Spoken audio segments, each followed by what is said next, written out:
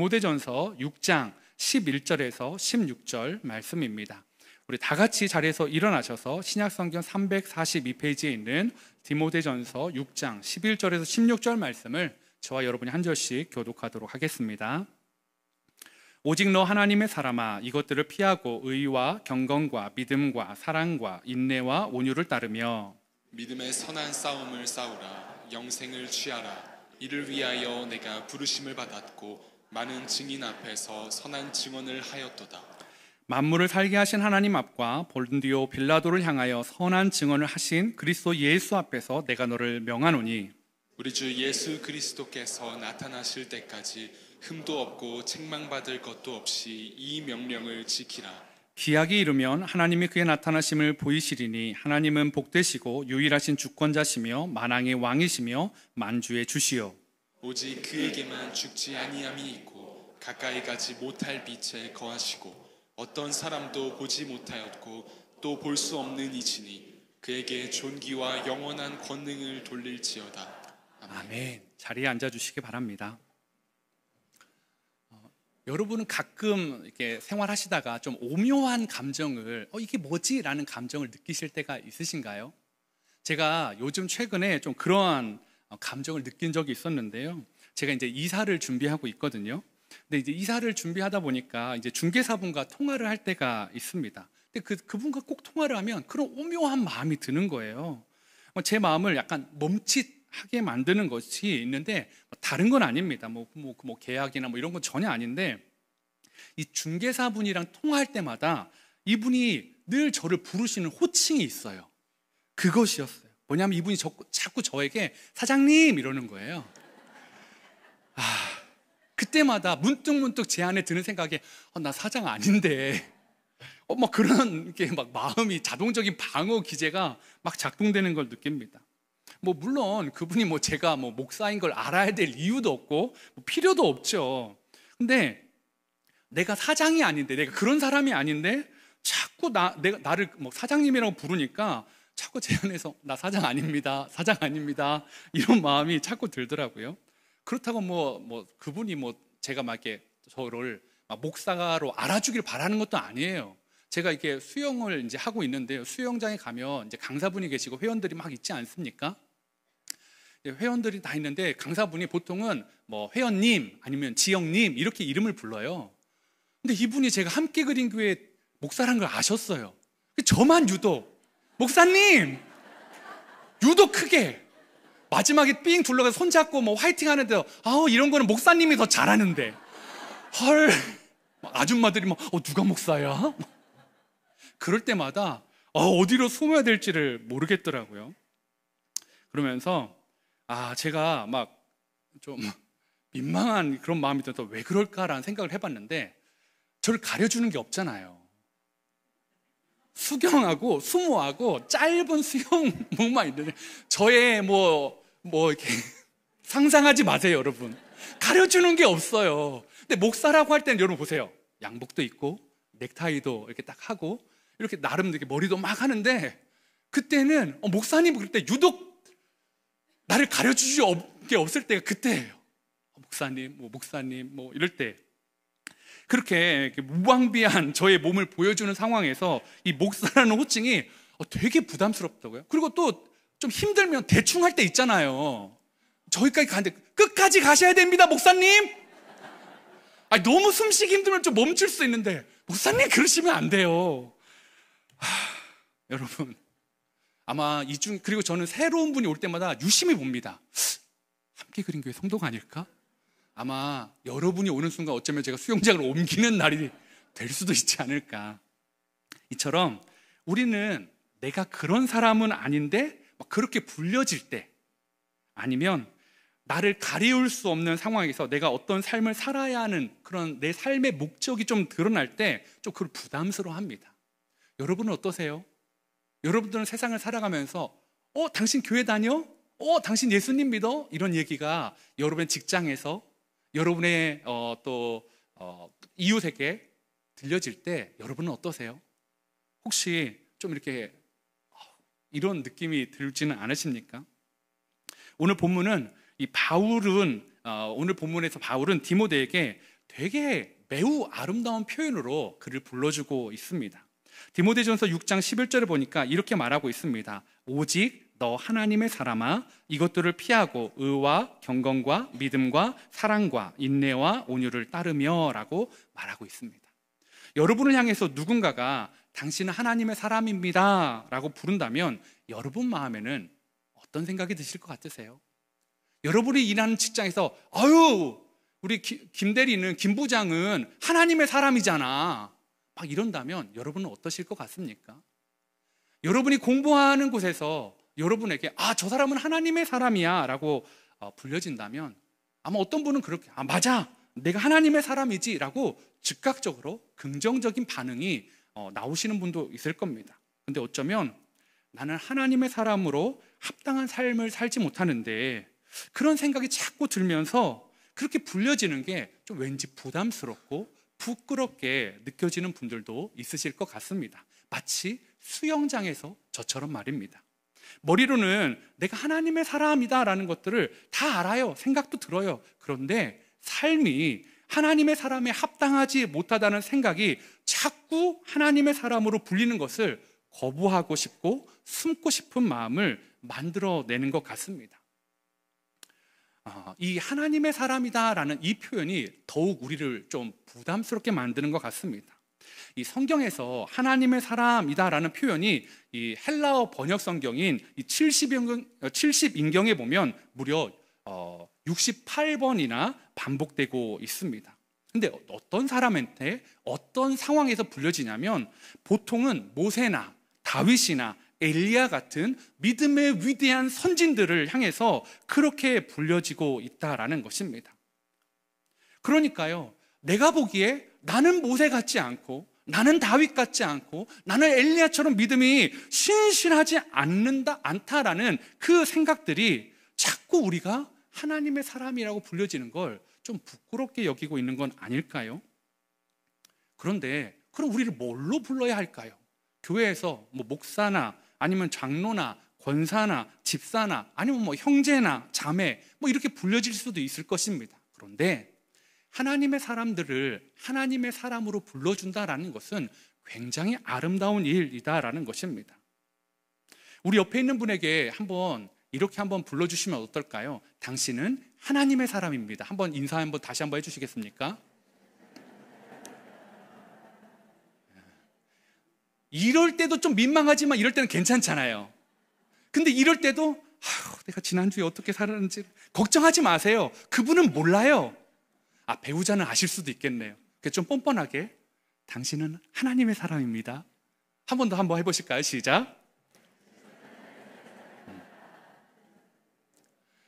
그렇게 했음에도 여전히 마음에 목사님 아니에요, 아니라니까요, 그만 시키세요, 나 이거 한 번만 더 시키면 다음 주에 교회 안 나와요. 혹시 뭐 이런 분들 계세요? 있으세요? 이제 멈추길 잘한 것 같습니다. 다음 주에는 절대 안 시킬게요, 여러분. 왜? 그러면 한번 생각해 보세요. 구약시대에 모세나 다윗이나 엘리야처럼 특별한 사람으로 불려졌던 그들을 부르실 때, 사명의 자리에 부르실 때 그 주어졌던 그 호칭들이 과연 그들은 모세는, 다윗은, 엘리야는, 수많은 믿음의 선진들은 하나님의 사람으로 불려지게 합당했을까요? 아니었습니다. 하나님의 사람이다라는 정체성은 하나님의 은혜에 의해서 주어졌다라는 거죠. 아브라함이 하나님의 사람이 되어서 너 이제 통과, 하나님의 사람아 라고 불러주신 게 아니다라는 거죠. 다윗이 하나님의 사람의 그 시간들을 잘 보냈기 때문에 너 하나님의 사람아 라고 불러주신 게 아니었습니다. 하나님이 먼저 찾아오셔서 너 하나님의 사람아 라고 불러주셨고 그들을 만들어가고 있으셨다라는 것입니다. 그래서 이 부르심은 하나님께 굉장한 위험 부담이 있는 부르심이었습니다. 왜요? 하나님의 사람답지 않은 사람을 하나님이 그냥 의롭다 여겨주셨으니까요. 한번 생각해 보세요. 우리가 지난 시간 계속 다윗을 이야기하고 있지 않습니까? 지금까지는 다윗이 하나님의 사람답게 생활하고 선택하고 살아왔습니다. 그런데 우리는 잘 알고 있습니다. 사무엘상이 끝나고 사무엘 하에 들어가면 다윗이 전혀 하나님의 사람답지 않은 선택을 하고 있다라는 것을요. 만약에 그 다윗의 그 죄를 오늘날 법정에 세우면 많은 사람들이 욕을 하고 돌을 던지고 침을 뱉을 거예요. 혹시나 다윗이 목사의 직분으로 오늘날 재판장에 섰다면, 그게 뉴스에 나왔다면, 그럼 그렇지, 하나님의 이름이 온통 먹칠이 되어 버렸을 것입니다. 그런데 하나님은 다윗의 그러한 실수할 것도 아시면서도 뭐라고 불러주셨다고요? 하나님의 사람아 라고 불러주고 계시다라는 것입니다.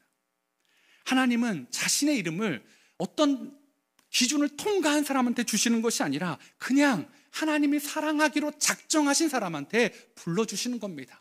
너 하나님의 사람아, 너 사랑하는 나의 백성아, 나의 딸아, 나의 아들아. 여러분, 그렇게 불러주시는 게 얼마나 은혜입니까? 그러니까요, 여러분, 자꾸 나는 아직 그렇지 않은데 라는 그 마음의 생각에서 내려놓으시기를 바랍니다. 그러므로 하나님의 사람은 어떤 조건에 합당한 자가 아니고요, 기능이 충족된 사람을 뜻하는 것도 아니었습니다. 오히려 하나님과 함께 살아가는 사람을 부르는 호칭이다라는 것입니다. 여러분, 그런 의미로 여러분은 하나님의 사람이십니다. 하나님과 함께, 하나님의 말씀과 함께 살아가는 여러분들은 당연히 하나님의 사람이다라는 것입니다. 그리고 그 하나님의 사람이다라고 불러주시는 것은 하나님의 은혜의 선포입니다. 그렇다면 그 은혜의 선포에만 만족해야 될까요? 아니죠. 그 부르심에 합당한 삶을 살아가야만 한다라는 것입니다. 하나님의 사람은 삶 가운데 내가 하나님의 사람이야 라고 생각하는 것만 거기서 멈춰서는 절대 안 된다라는 것입니다. 하나님의 사람답게 행동도 따라갈 때 그것이 진짜 하나님의 사람의 모습이어야 한다라는 것입니다. 그러면 하나님의 사람이 걸어가야 할 길이 무엇일까? 오늘 성경은 첫 번째로 피하는 것을 이야기하고 있습니다. 우리 디모데전서 6장 11절을 한번 같이 읽어볼까요? 시작.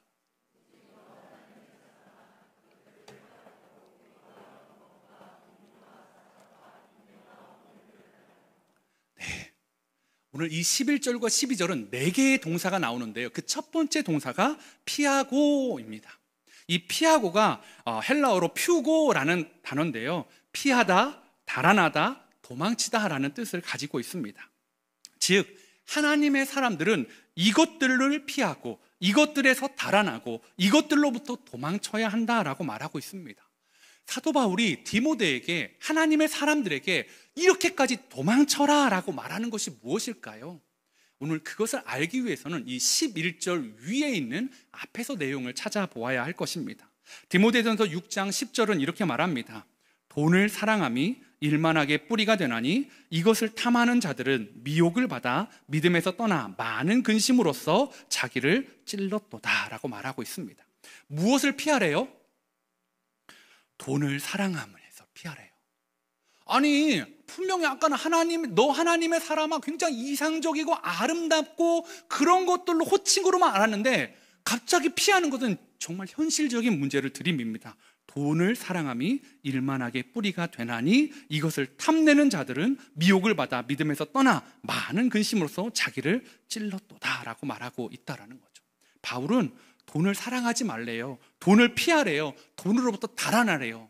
여러분, 그러한 삶을 살아가실 수 있으시겠습니까?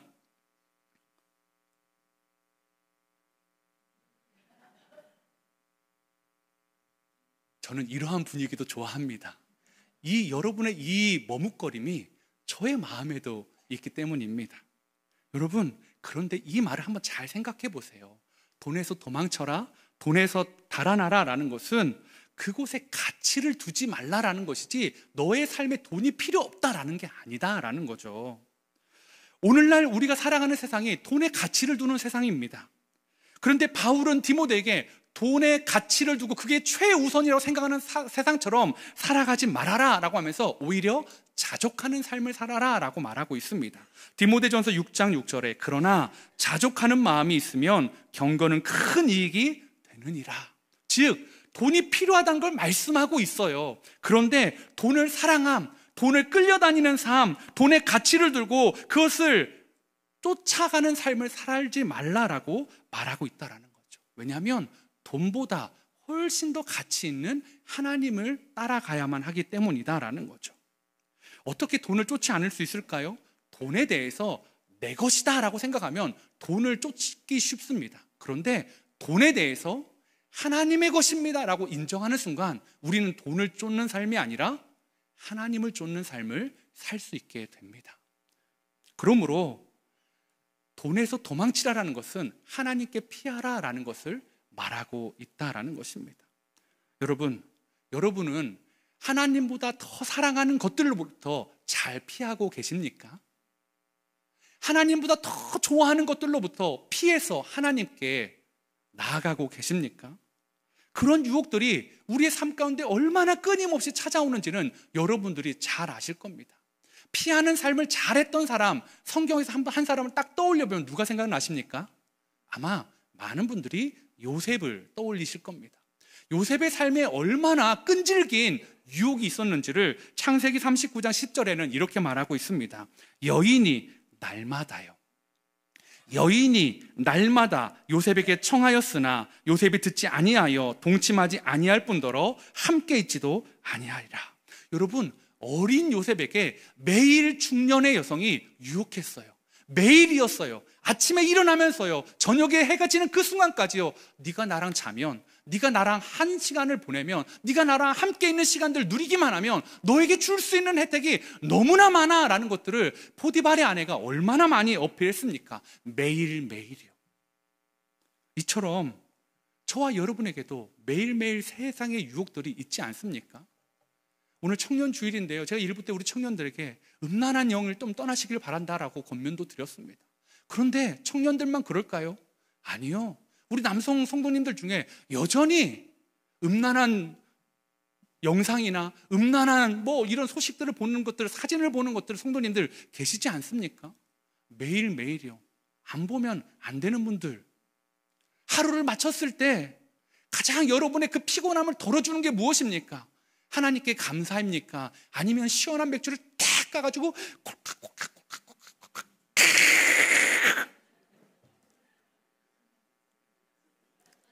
여러분, 너무 리얼했나요?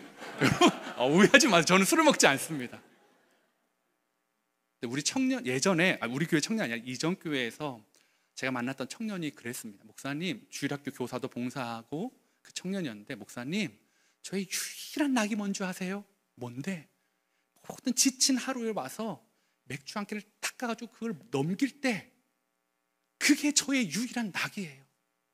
제가 그 청년에게, 그래, 술 먹을 수 있지.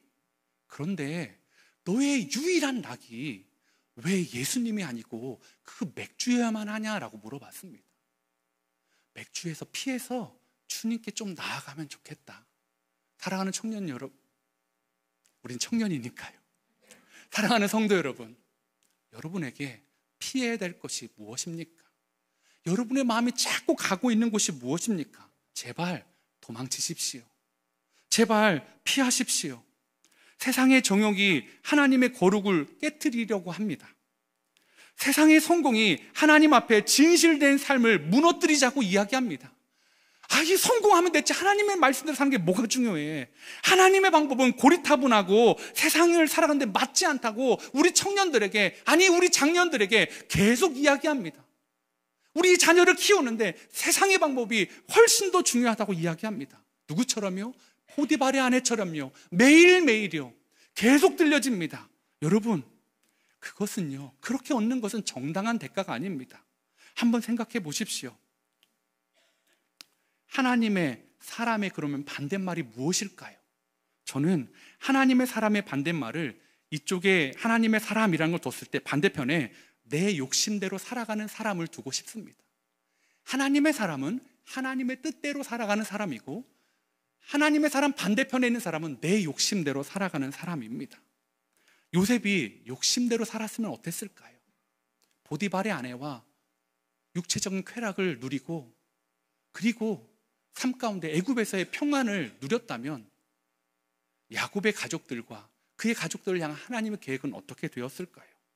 노아가 120년 동안 세상의 조롱에 넘어가서 방주 짓는 걸 포기하고 에라 모르겠다, 나도 너희들처럼 먹고 마시고 시집가고 장가가는 일에 나의 삶을 다 드리겠다라고 했다면요, 어떤 일이 일어났을까요? 만약에 예수님이요, 십자가에서 내려오라, 네가 하나님의 아들이라면 십자가에서 내려와 봐라 라는 그들의 조롱을 듣고 만약에 내려오셨다면, 십자가를 회피하셨다면 어떤 일이 일어났을까요? 여러분의 삶은요, 그런 일은 있으면 안 되잖아요, 예수님은 내려오시면 안 되잖아요 하는데 왜 하나님의 사람인 여러분은 자꾸 그러한 행동을 하고 계십니까? 사랑하는 성도 여러분, 주님이 십자가를 지셔야 됐다면 저와 여러분도 십자가를 져야만 한다라는 것입니다. 우리의 욕심대로 살지 말고 욕심에서 도망쳐서 하나님의 사람답게 살아가는 저와 함께 그린 교회 성도님 되시기를 소망해 봅니다. 하나님의 사람이 걸어가야 할 길 두 번째는요, 따르며 라는 것입니다. 그냥 피하는 것으로 되는 게 아니에요. 정욕과 욕심을 피하기만 되는 것이 아니라 오늘 6장 11절은 이렇게 말합니다. 오직 너 하나님의 사람아, 이것들을 피하고 그 다음에 의와 경건과 믿음과 사랑과 인내와 온유를 따르며 라고 말하고 있습니다. 여러분, 피하기만 해서는 세상에서 승리할 수 없습니다. 그것을 가장 잘 보여주는 게 누가복음 이 11장의 예화입니다. 누가복음 11장에는 이런 이야기가 나옵니다. 어떤 한 사람이 귀신이 들렸나 봐요. 그런데 귀신을 쫓아내 주셨어요. 그의 마음을 깨끗하게 청소해 주셨습니다. 그래도 귀신이 쫓겨난 다음에 돌아와도 어디 갈 데가 없는 거예요. 그래서 생각난 게 그 사람 마음이 어떤지가 궁금했어요. 내가 나왔던 그 사람 마음이 어떨지 다시 가봤습니다. 그랬더니 너무 잘 청소되어 있는데 그 안이 비어있는 거예요. 깨끗해진 거예요. 그래서 그 귀신이 어떻게 하는지 아십니까? 가서 다른 7 귀신을 더 데리고 와서 그 사람 안에 들어가서 같이 살게 됩니다. 그게 누가복음 11장 25절 26절 말씀입니다. 제가 25절을 읽고 여러분 26절을 읽어주십시오. 가서 보니 그 집이 청소되고 수리되었거늘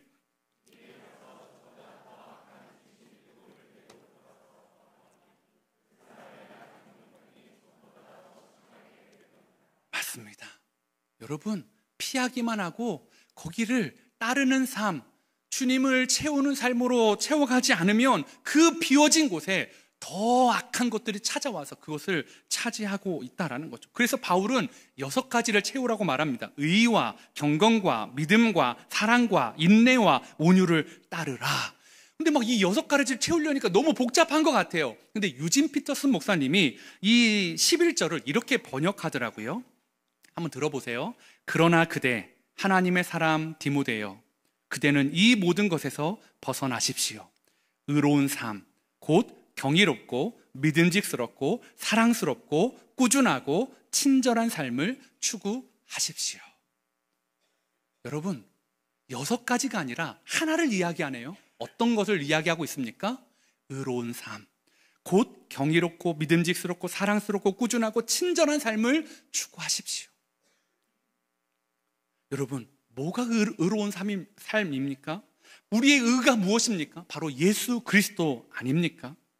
우리는 의롭지 않았습니다. 우리가 아직 죄인 되었을 때 주님께서 우리를 위하여 죽으심으로 우리를 의롭다 만들어 주셨다라는 것입니다. 여전히 하나님의 사람이라고 부를 만한 자격이 없음에도 불구하고 하나님이 너 하나님의 사람아 라고 불러주고 계시다라는 것입니다. 그러면 의로운 삶이라는 것은 예수님이 여겨주심에 합당한 삶을 살라는 말이다라는 거죠. 아, 나 의로워졌어. 나 된 거 아니야? 나 그러니까 이제는 이거 아무것도 흔들지 못하지. 내 의로움은 십자가에 있는데 뭐 어떤 게 내 죄악이, 내 거짓말이, 나의 실패가 뭘 어떻게 하겠어. 그런데요, 그것은 하나만 알고 둘은 모르는 사람이라는 거죠. 주님이 우리를 하나님의 사람아 라고 하시면서 십자가에서 우리를 위해 죽으심으로 우리에게 주신 이 의로운 삶은요, 그 호칭은요, 아무도 건들 수 없습니다. 우리의 죄로 인해서 오염되지도 않습니다. 그런데 그걸 얻은 사람들은 그 삶에 합당한 모습을 살기 위해 애쓰는 사람이어야 한다라는 것입니다. 그 삶의 애씀이 나타나지 않는다고 그게 침범되지는 않아요. 그게 취소되지도 않아요. 그런데 분명한 건 그 주님의 십자가에서 죽으심과 부활하심으로 주신 그 선물과 같은 구원에 합당한 삶을 살아가는 것이 진짜 복음을 아는 사람들의 모습이다라는 것입니다. 사랑하는 성도 여러분, 여러분은 그 복음에 합당한 삶을 살아가고 계십니까? 말씀이신 예수님을 닮아가고 있습니까? 아니면 그냥 핑계만 대고 있는 건 아니야. 이렇게 사는 거 알지. 근데 나는 깨끗했는데 뭐, 나는 의로워졌는데 뭐, 누가 나를 정죄하겠어? 누가 나를 뭐라고 할 거야? 맞습니다. 정확한 진리를 알고 계십니다. 그런데 그래서요, 그 주님이 우리에게 부여해 주신 의로운 삶에 합당한 삶을 향한 맹렬한 노력, 그것을 따라가려는 노력이 없다면 우리의 삶은 가짜이지 않을까요? 우리를 의롭게 여겨주신 은혜에 합당한 삶으로 채워주지 않는다면 우리의 내면은 세상의 것들로 마치 한 귀신이 나갔다가 7 귀신을 데리고 들어온 것처럼 더 더러운 것들로 채워질 것입니다. 여러분, 주님께 피하십시오. 주님으로 채우십시오. 그러한 사람 되시기를 소망해 봅니다. 하나님의 사람이 걸어가야 할 길, 3번째는 싸워라 라는 것입니다. 오늘 디모데전서 6장 12절에 믿음의 선한 싸움을 싸우라 라고 말하고 있습니다. 이게 잘 맞지 않는 것 같아요. 선함과 싸움이라는 단어가 세상의 통념으로는 맞지 않습니다. 선한 사람은 싸우지 않는 사람이라고 생각합니다. 심지어서 교회에서도 싸움을 강조하지는 않습니다. 뭐라고 강조하죠? 순종해라, 화평해라, 평안을 누려라, 사랑해라, 이런 것들만 이야기합니다. 그런데 여러분 기억해내십시오. 믿음 생활은 전투입니다. 믿음 생활은 영적 싸움입니다. 그런데 어느 순간에 교인들이요, 교회에서요, 목사들이요, 이 영적 싸움을 다 빼버리고요, 사랑하십시오, 순종하십시오, 이런 것들만 강조하다 보니까 영적인 싸우는 방법에 대해서 다 잊어버렸습니다. 그래서 세상이 말하는 것들에 어떻게 싸워야 되지? 세상과 하나 되는 것, 세상과 평화하는, 세상과 화목하는 그런 일들에 우리의 마음을 쏟고 있다라는 거죠. 세상이 생각하는 기독교, 그리스도인의 모습이 너무나 중요해서 성경이 말하는 그 선한 싸움은 내려놓고 세상의 사람들의 마음에 마음을 맞춰줍니다. 우리는 비웃습니다. 저 모란시장이나 어떤 시장가에 대해서 예수천당 불신종을 외치는 분들에 대해서 저렇게 복음을 증거하면 돼? 삶이 뒤따라지지 않는데 사람들한테 얼마나 불편하겠어. 고성방 가고 길거리 오고 나서 막 길을 막고 저게 뭐야? 여러분, 그런데요, 그게 일편 맞으면서도 그렇게 말하는 우리의 삶에는 영적 선한 싸움이 있으십니까? 제가 여러분에게 진짜 선한 싸움을 싸우기를 권면드립니다. 여러분을 정죄하는 사단의 거짓 목소리와 싸우십시오. 여러분을 죄인이라고 자꾸 속삭이는 그 거짓 목소리에 싸우십시오. 나는 의로운 사람이야 라고 선포하십시오. 불의와도 싸우시고요, 마귀와도 싸우십시오. 제가 이 훈련이나 우리 청년들을 만날 때 자꾸 옛날 얘기를 하더라고요. 라떼를 너무 많이 마셔요. 라떼는 말이야, 라떼는 말이야. 훈련할 때도 저보다 나이가 많으신 분들한테 자꾸 라떼 얘기하면 너무 죄송하더라고요. 그런데요, 왜 라떼라는 그 옛날 이야기를 하는가 봤더니 그때는 선한 싸움을 싸우는 방법을 교회가 이야기했습니다.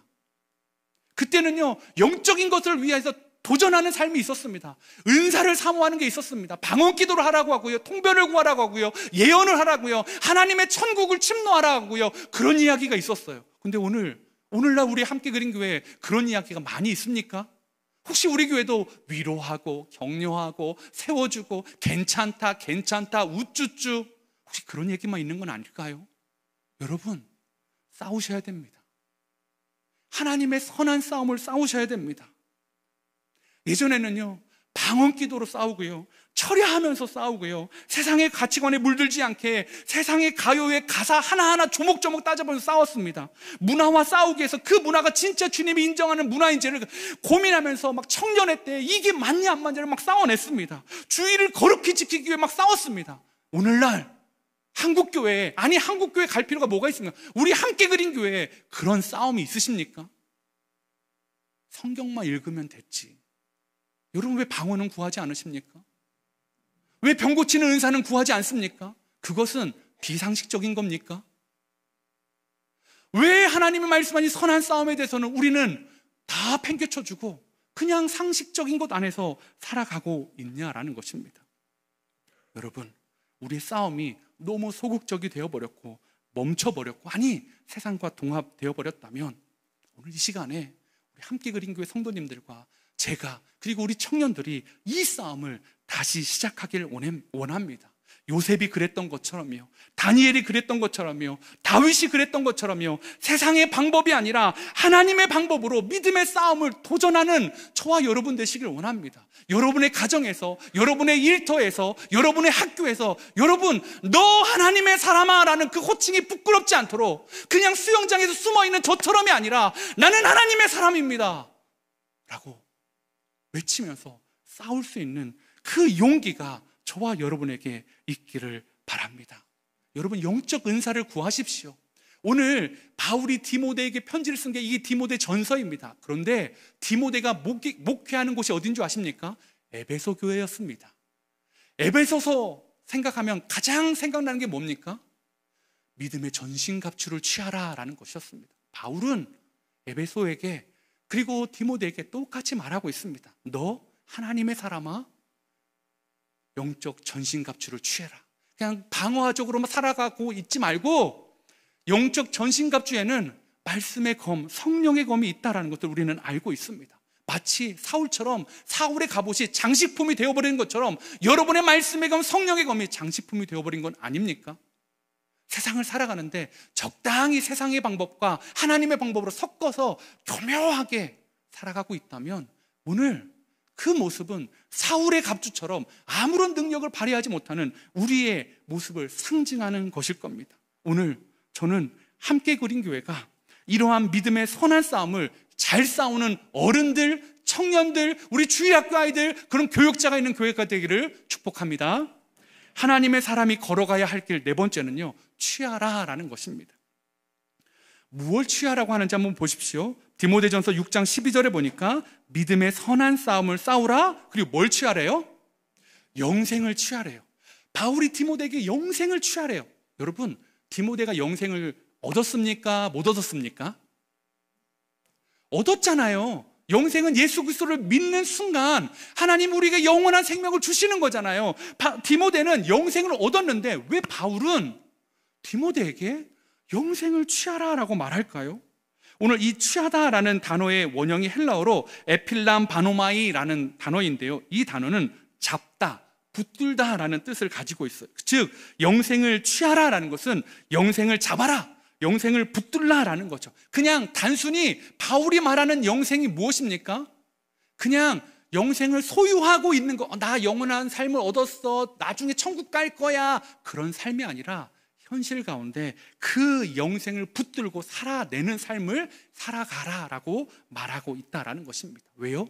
선한 싸움을 하는데도 위기가 있어요.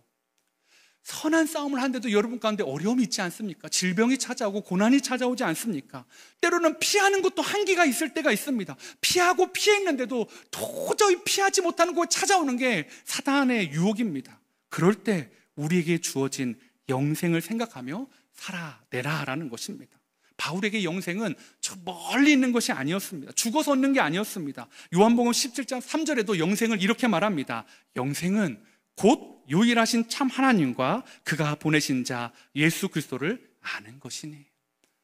여러분, 영생은요, 하나님이 우리를 위해 어떤 일을 하셨는지, 예수 그리스도가 우리를 위해 어떤 일을 하셨는지를 매일매일 삶 속에서 알아가는 것, 그래서 그 현실의 문제를 이겨나가는 것, 극복해내는 것, 그 예수님의 사랑으로 믿음의 싸움을 싸우고 분투하는 것, 그것이 영생을 붙잡는 삶, 영생을 취하는 삶이다라고 말하고 있다라는 것입니다.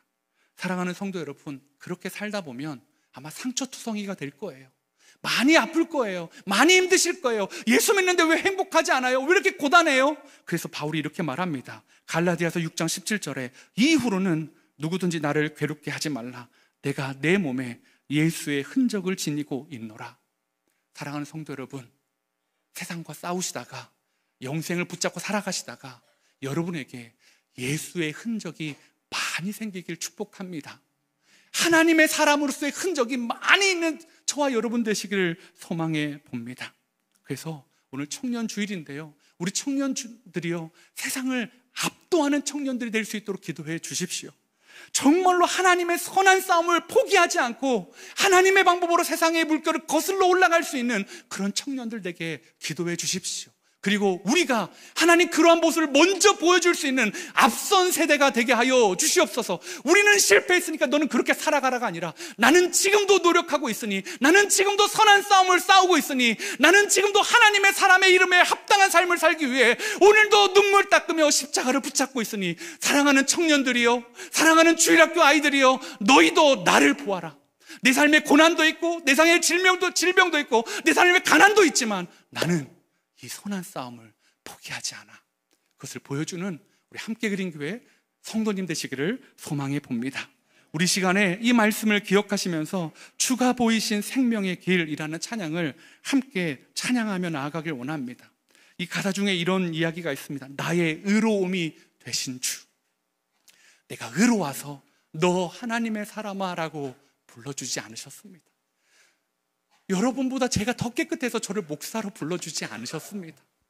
사랑하는 성도님들, 우리를 하나님의 의로우심 안에서 불러주신 그 하나님의 이름을 찬양하며 나아가길 원합니다. 우리 함께 찬양하시겠습니다. 주가 보이신